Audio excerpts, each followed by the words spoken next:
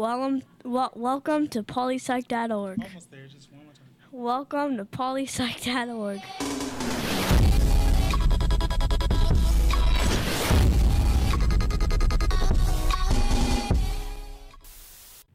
So after Hurricane Maria, 97% of Puerto Rico residents are without power, and about half are without running water, and there isn't enough food to go around. Prior to the storm, Puerto Rico went bankrupt in May of this year, and the infrastructure is worn down, and if you look at Puerto Rico before the storm, it wasn't in great shape by any means.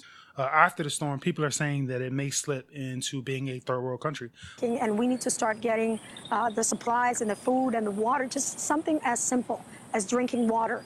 Electricity will not be here for another 6 months. And it is true, the power grid was very weakened before that, but we have no power grid at this point. So we are running from one place to another, canvassing and making sure that we find people alive before it is too late. And that is not a hyperbole. It is a fact of life in San Juan and in the rest of Puerto Rico. Puerto Rico imports 85% of its food, so the situation was precarious, but it has been made worse by the fact that the already crumbling infrastructure has been blocked almost entirely by cars that have been running out of gas. One thing that few people think about is that when the power goes out, so does the air conditioning and the refrigerator. Just those two conveniences, like things that we really depend on. So imagine it's 80 to 90 degrees year round with no air conditioning. The ice that you send melts. The food that you send these guys, it spoils. So essentially the island has been shot back into the dark ages. Here's my question for you.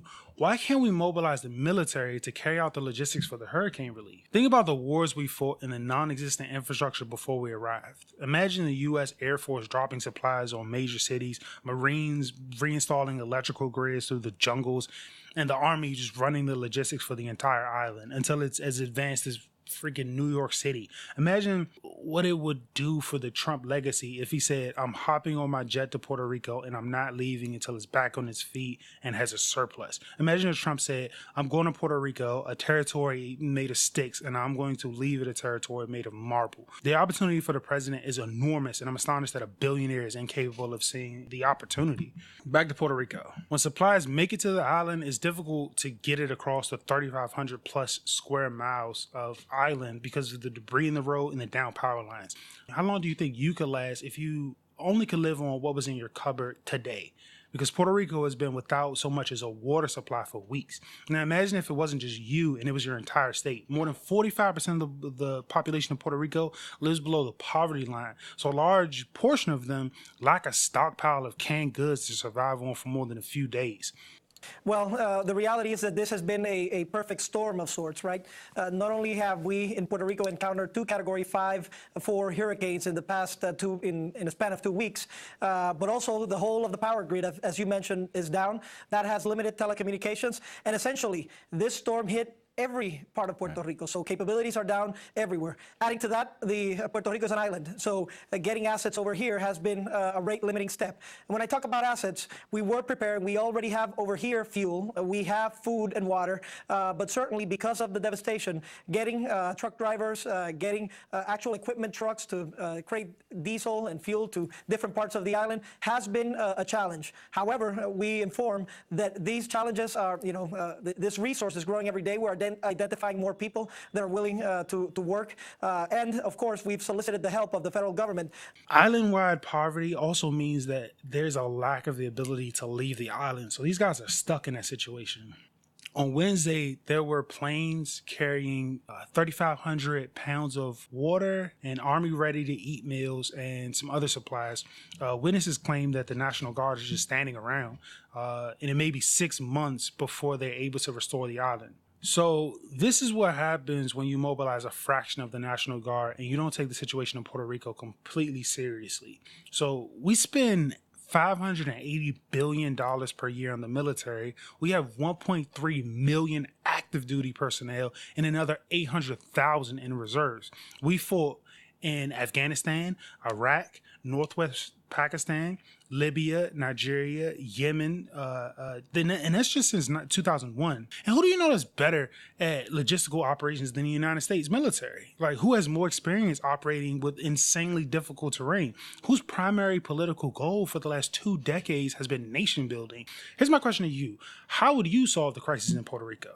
Go to PolyPsych.org and tell me how you would help this United States territory that is essentially underwater. There isn't any cell phone coverage, and gasoline has become more valuable than water. People with cancer, dialysis, and any condition where you really need supplies and intense medical care, they're in the worst of conditions as the entire island is running out of the most basic of supplies. There are people who are traveling several miles to fill their buckets with water from a pipe on the side of a mountain.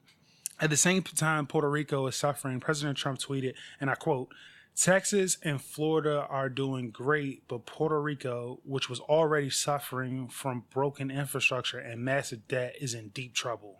To be fair, Puerto Rico is in massive debt. They are a poor island, and other states hit by the storm are doing much better. But why would you even bring up the financial situation rather than writing a call to action for people to help Puerto Rico? Trump continued his feud with the NFL and is on a tour for tax reform, while a piece of the United States is essentially begging for help. If you want to help Puerto Rico, go to unicef.org /hurricane/donations. unicef.usa.org/hurricane/donations. They give 90% of every dollar to hurricane victims. You can also donate to United for Puerto Rico, the American Red Cross, Unidos, and the Salvation Army.